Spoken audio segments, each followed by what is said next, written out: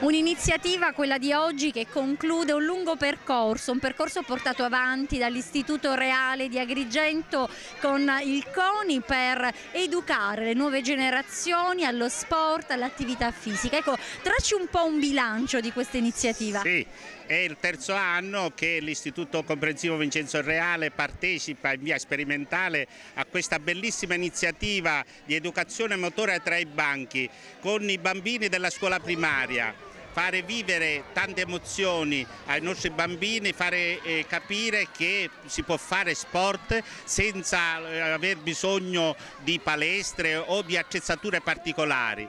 Il movimento oramai sappiamo che è fondamentale, altre iniziative sono state svolte nel corso dell'anno, tutte attività appunto finalizzate a fare muovere questi bambini che oramai stanno troppo fermi davanti ai computer, si muovono poco. È una manifestazione nazionale istituzionale del CONI che assieme al Ministero della Pubblica Istruzione ha attivato questa attività in tutte le scuole d'Italia. Che ruolo ha lo sport nella crescita?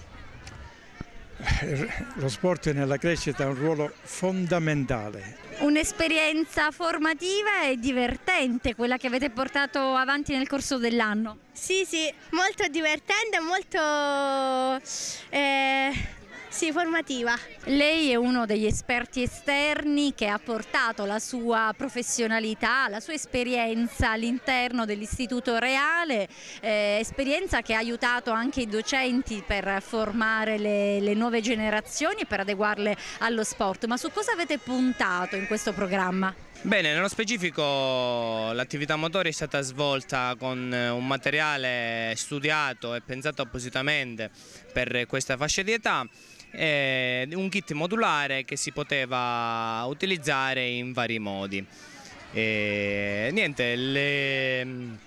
L'attività è durata 300 ore, come ho detto, e si sono spalmate nel corso di questi 4 mesi. Ecco, nella giornata di oggi invece cosa avete fatto? Prima di tutto abbiamo fatto un po' di percorsi e ci siamo divertiti perché è stato bello, è molto emozionante davanti a tutti, un'esperienza davvero bella. Ti sei divertito? Sì. Mi racconti questa esperienza? Cosa avete fatto? Abbiamo giocato con i giochi del maestro Angelo e poi abbiamo fatto il tiro alla fune. Io oggi che sono venuta in questo posto volevo proprio ringraziare tutti perché è stato un divertimento bellissimo. Mi sono divertita un sacco e speriamo che ci sarà di nuovo questo giorno fantastico.